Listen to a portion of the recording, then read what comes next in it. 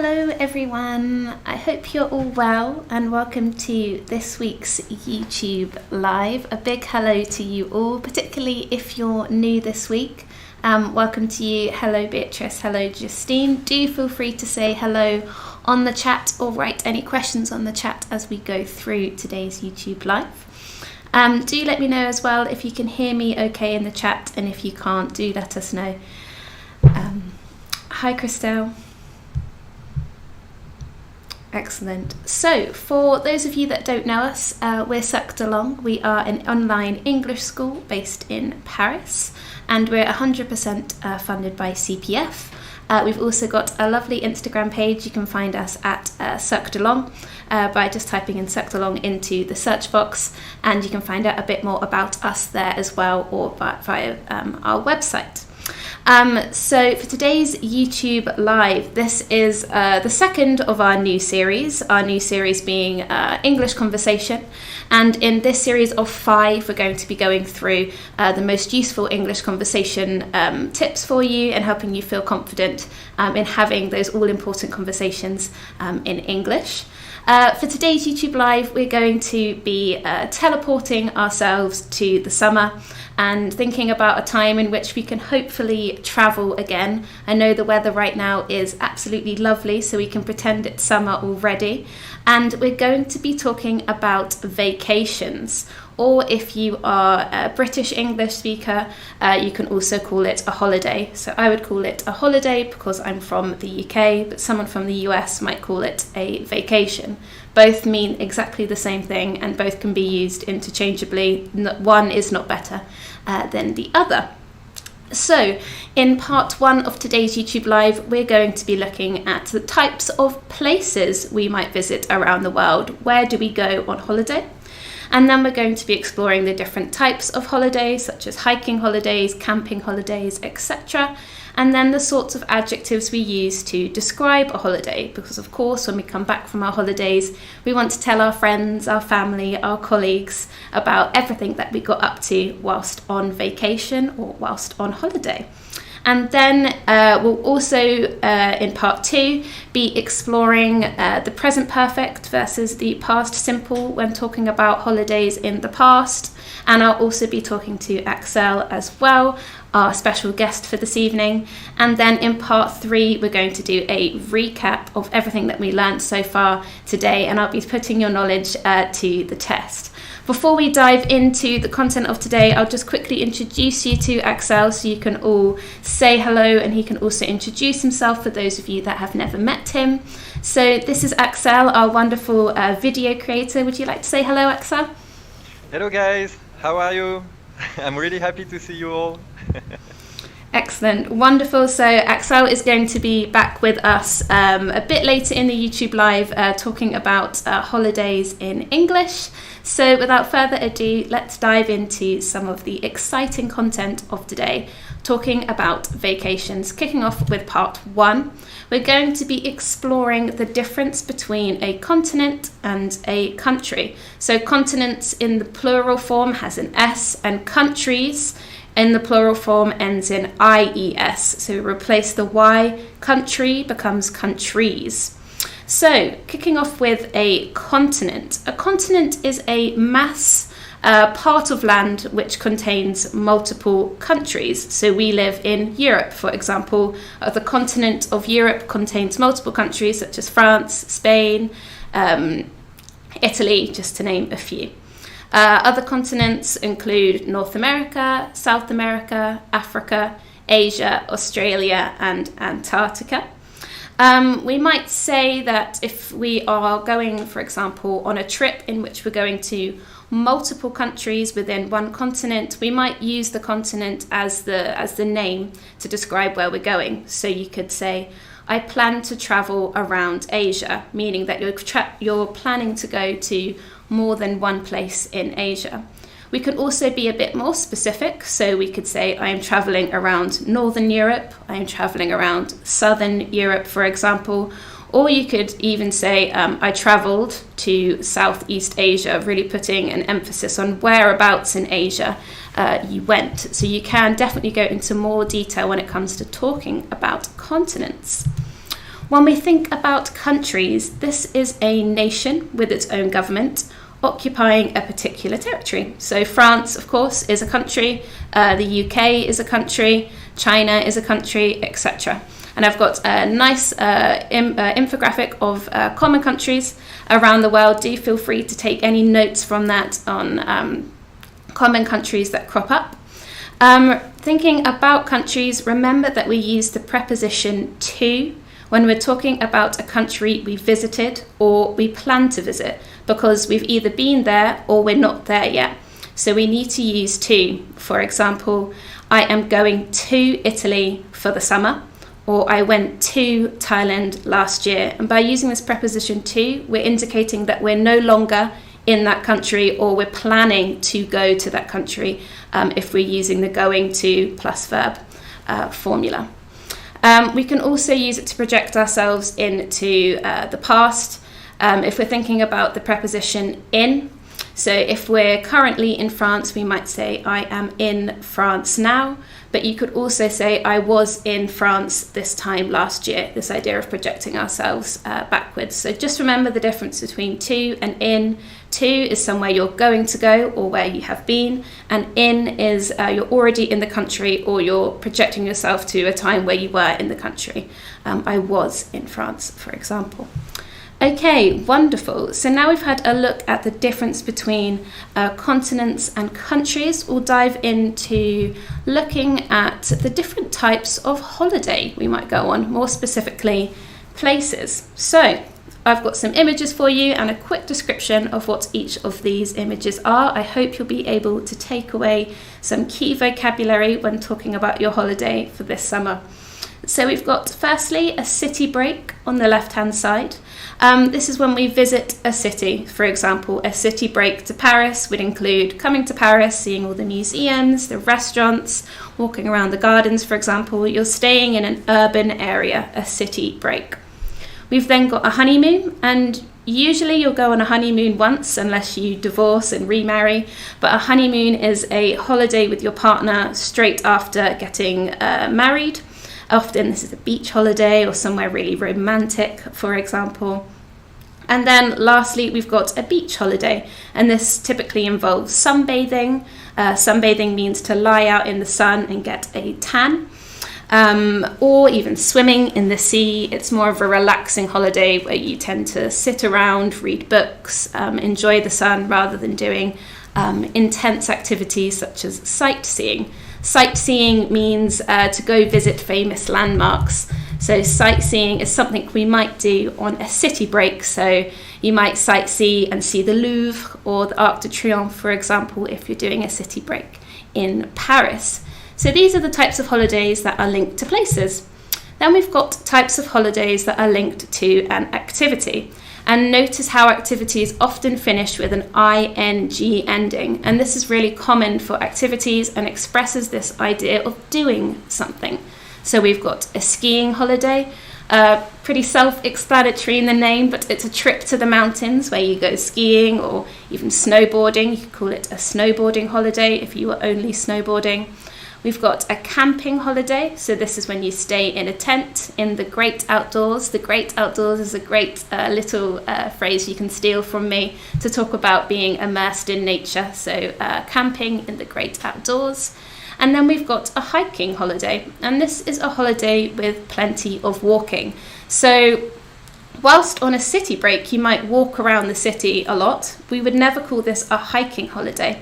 A hiking holiday is always in sort of the mountains or the hills. You're going upwards, you're surrounded by countryside. It's very much something to do with nature rather than being in an urban setting. Carrying on with our types of holiday, we've then got a sailing holiday. So on the left-hand side, you can see the beautiful two boats. So this is when you ride a boat or go on a boat during the holiday. It's for sport. So there's a difference between sailing, which is where you are controlling the boat, and then going on a cruise, for example. A cruise is a big boat. I'll write it in here in the chat for you. A cruise is a big boat which you don't control. There's about maybe 300 people plus on the cruise. There's often a swimming pool, drinks, things to do, activities, and the cruise will take you around wherever it is you're visiting in the world.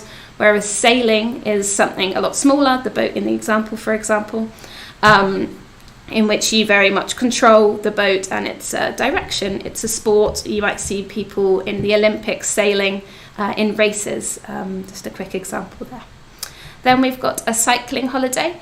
Much similar to hiking in the sense that if you're cycling around a city, obviously if you come to Paris, you can use the Vélib'. If you go to London, you can use Boris bikes to get around the city quickly.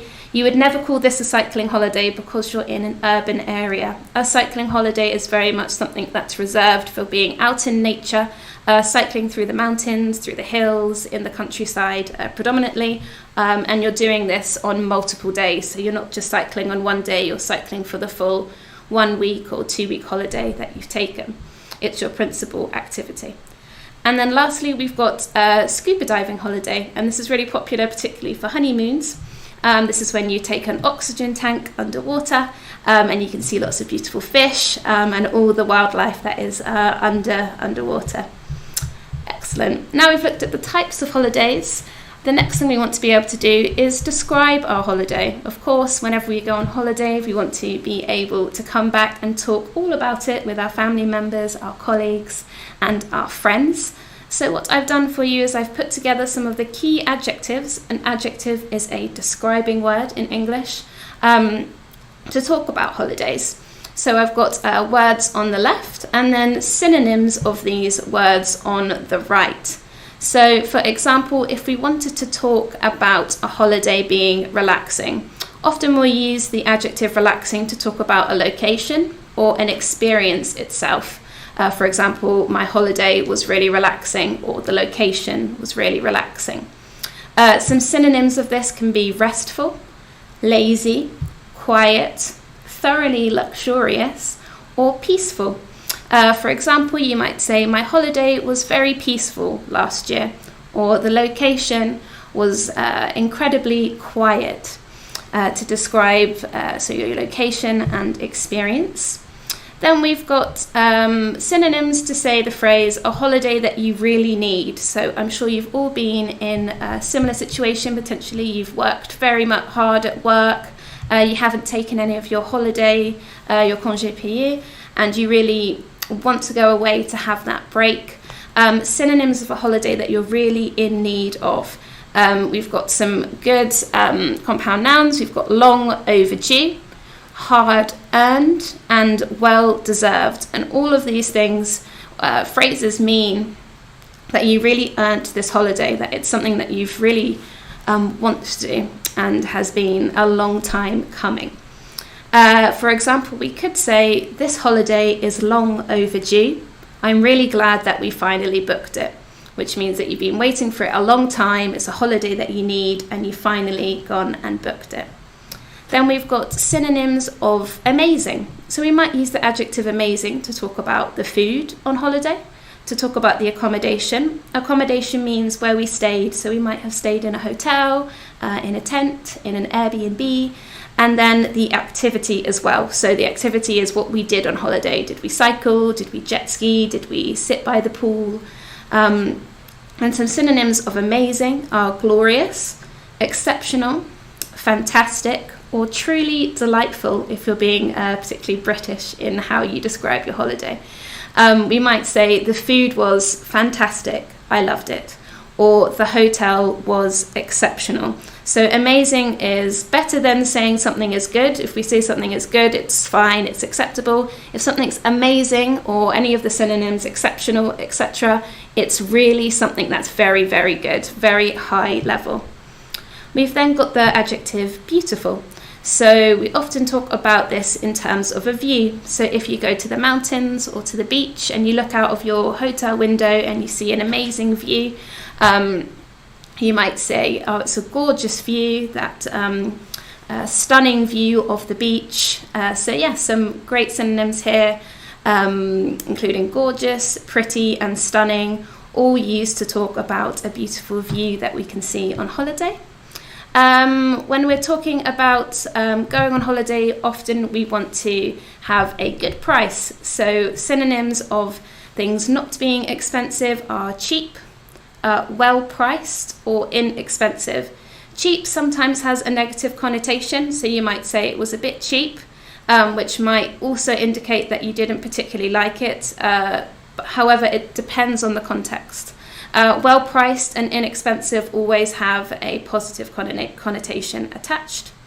And then the opposite of that is overpriced. So this idea of it being too expensive. So we might say, I think the accommodation was a little overpriced, which means that you've paid too much for the experience that you actually had. It was too expensive, it was overpriced.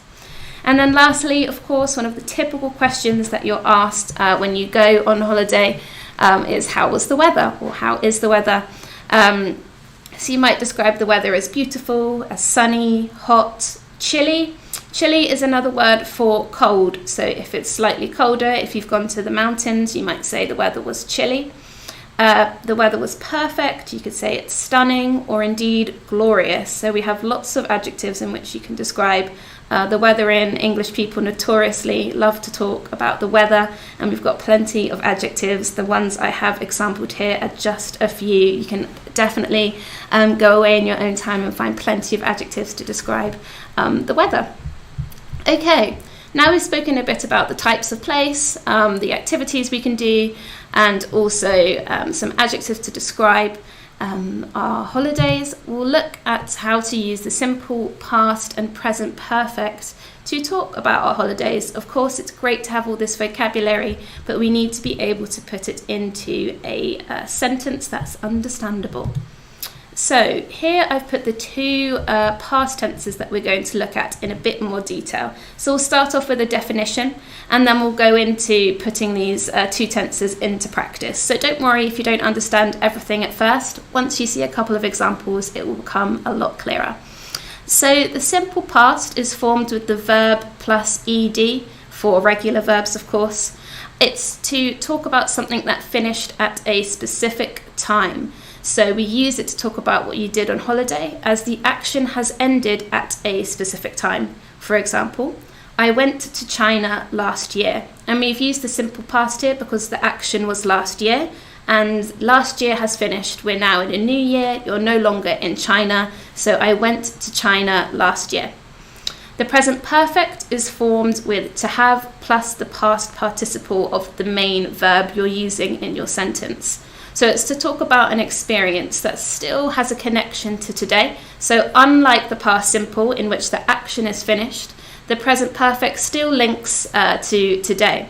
There's no specific time attached to it, and it's often to talk about a life experience. So we might say, I have been to China twice. And as you can see, we've used the present perfect here, have been, because we haven't got a particular time marker. We haven't said when we went. All we care about is the life experience in general. I have been to China twice. So let's look at the simple past in a bit more detail with some examples for you to help clarify it in practice. So when you're asked about your holiday, the actions that you do, the specific actions, the activities you do, where you stayed, are often, or 99% of cases, always answered in the simple past. For example, where did you go on holiday? I went to Paris with my boyfriend. Where did you stay? We stayed at a beautiful hotel near the Eiffel Tower. What did you see? We did a lot of sightseeing. We saw the Louvre and the Arc de Triomphe. And lastly, was it a fun trip? Yes, it was really enjoyable. So all these actions are done in the past and they have no link to today. Let's look at the present perfect. So as I said before, the present perfect is talking about life experiences or things that still have a connection to the present. So you might say, have you been to Paris before? And you could answer, yes, I have visited Paris twice. It's a beautiful city. And we've used the present perfect here because we don't necessarily care when exactly this person went to Paris. We just know that they went to Paris and it's a life experience that's not going to change in how you feel right now. You might also ask, have you been on holiday this year? And you could answer, yes, I have been on holiday 3 times this year. And we've used the present perfect here because this sentence still connects to the present, as this year has not finished. If you said in the question last year, we would use the past simple. So, for example, I went on holiday 3 times last year because the action is finished. But the fact we're talking about this year means we're obliged to use the present perfect. And then lastly, have you ever been skiing? And you can simply reply, yes, I have been skiing before. Again, it's this idea of an experience that still connects to today, and we don't necessarily care about the time frame. We can combine the simple past and present perfect when talking about our holiday. For example, have you ever been to the US or the USA? And you could respond, yes, I have been to the US a couple of times. I went last year with my family and we stayed in New York. It was incredible. I loved the culture and the people. So here we've started with the present perfect to talk about the experience as a whole. You have been to the US a couple of times. And then we switch to the simple past because we're talking about something that happened last year. So I went last year with my family. The fact we're talking about a specific time frame forces us to have to use the simple past. Okay, excellent. So what we'll do now is I will invite our lovely guest, Axel, who I'm sure you're very familiar with already, and we're going to have a small conversation together to talk about holidays so you can see some of these great adjectives and also our grammar points in practice as well. So welcome him back to our YouTube Live. Hi, Axel. Hello. Welcome back. How are you doing? It was really interesting. I was listening like a good student. I hope you've learned something. Excellent. Great. So, Axel, we're going to talk about holidays together, or vacations, if you'd rather use the American term. So my first question for you is, where did you go on holiday last year? So last year, in 2020, I didn't really go on a vacation. It was really a busy year for me. The last time I really went away, it was in 2019. Excellent. And where did you go? It was in an amazing country that I like very much. It was the first time I went there. It was the USA. Mm-hmm. So I've been to the USA in 2019. Excellent, great. And what did you do in the USA? What sorts of activities? So you will learn a lot about me tonight. I have my girlfriend is actually American, mm-hmm. And so I visited her. It's really simple. In the Ohio. It was the first time I went to the US, and it was in the Ohio, which is really original, because usually tourists, when they go to the US for the first time, they go to New York or to Las Vegas, Los Angeles. So it's really unique, and I really liked it. That sounds great. I'm very jealous. I would love to go to the US. I haven't been yet, but I would like to go. Really? You've never been to? No, but one day it's on my bucket list. A bucket list is a great term for you to take away today. A bucket list is a list of things you really want to do. So it's on my bucket list to visit the USA. Okay, excellent. And my last question for you is, have you ever been to South America, Axel? No, I've never been to South America, and I would really love to, because I heard it's an amazing continent with lots of amazing countries and incredible cultures. Mm-hmm. I know my grandfather, he loves Peru. He has lived in Peru for almost 20 years, 20 years, a lot of time indeed. And so yeah, maybe one day, maybe after this pandemic, all of this, I hope so. And I wish you all to travel, because it's so nice. Ah, excellent. Cool. Thank you so much for answering our questions, Axel, and putting some of those grammar points in practice. Looking forward to having you on our next YouTube Live. Yes, my pleasure. I would love to come again if you accept me, Lily. And if you all accept me, I will be happy to join again. Of course. Okay, so diving back into our content. We will now go on to a recap of what it was we learned today. So as you saw from our conversation with Axel, he was able to use the simple past to talk about things that he'd done within a time frame, and he switched to the present perfect when I asked if he had ever been to South America. There was no time frame attached to South America. It was a general experience, so he used the present perfect, I have never been.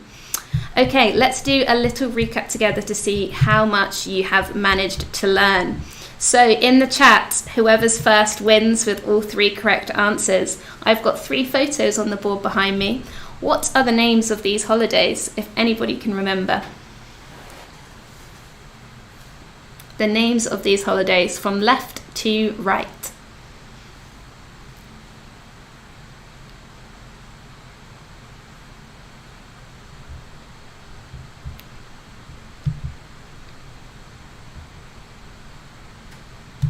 Anyone know the names of these holidays? Do feel free to write in the chat your answers.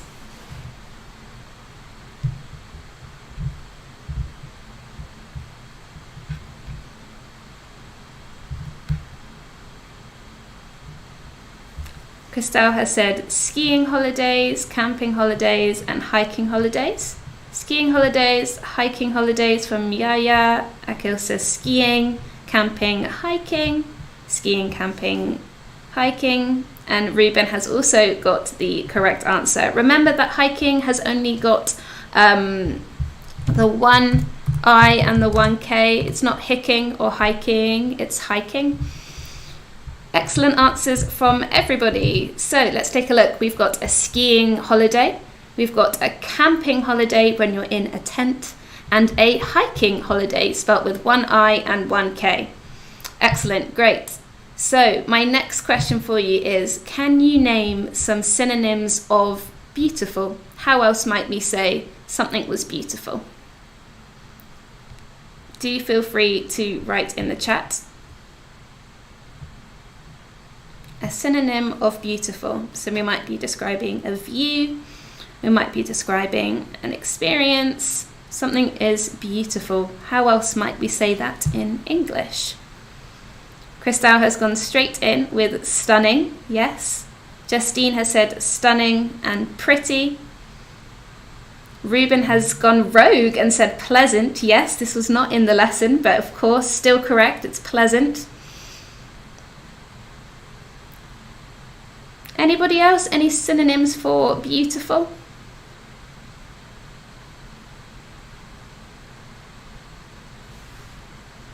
Delphine has said nice. Yes, we can say nice. Pleasant and nice aren't as strong as beautiful, but they can mean a similar thing. Justina said gorgeous. Yes, a great example. And Yoya has said lovely, an original answer as well, which is definitely correct. The answers I've got here are gorgeous, pretty, and stunning, but I would definitely say lovely and nice are very good examples of the adjective beautiful. Okay, and how might we describe a holiday that we need? So if you think back to section 1 or part 1 of our YouTube live, we talked about when you really, really need to go on holiday. How might we say that?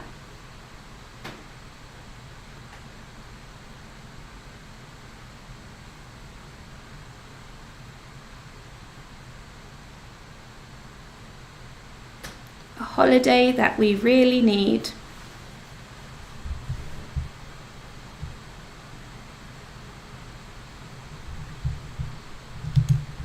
Can anybody remember? If we really need to go on holiday, we really wanted to go, we've been working very hard at work, we're feeling a bit tired, we haven't taken any of our holiday days yet. How might we describe? Delphine has got a great example. She says a much needed holiday. Yes, we can indeed say that. We can say that holiday was much needed. Any other examples from anyone? Not to worry, if not, we'll go through the examples on the board together. So we could say it's long overdue, it's hard earned, or if you're from the US, you might say hard earned with a T on the end. It's well deserved. Akil has said hard earned. Yes, just in time, you are correct. Excellent. So long overdue, hard earned, and well deserved. And then lastly, let's fill the gap. So please try and fill the gap with the correct past tense. So I've put it in the infinitive, and we need to put it in the correct past tense. There's 3 gaps to fill. Last year we blank to London. It blank amazing. We blank lots of landmarks including Big Ben and Buckingham Palace. Justina says, we have been to London. We went to see lots of landmarks. We saw lots of landmarks, sorry. Very close, Justine, very close indeed. So, because we've talked about a specific time period, Delphine has got the right idea, so has Yaya. We have to say we use the simple past because we're talking about a specific time frame. So last year we went to London. It was amazing. We saw lots of famous landmarks, including Big Ben and Buckingham Palace. Well done for those of you that got it right at home. Justine, you were very, very close, just the one answer which got slightly mixed up. And then let's do the last one of today. I to be to Spain twice in my life. I to go to Barcelona with my family last summer. What type of past tense would we use in these phrases? This one's slightly trickier. Remember what I said about experience versus a specific time.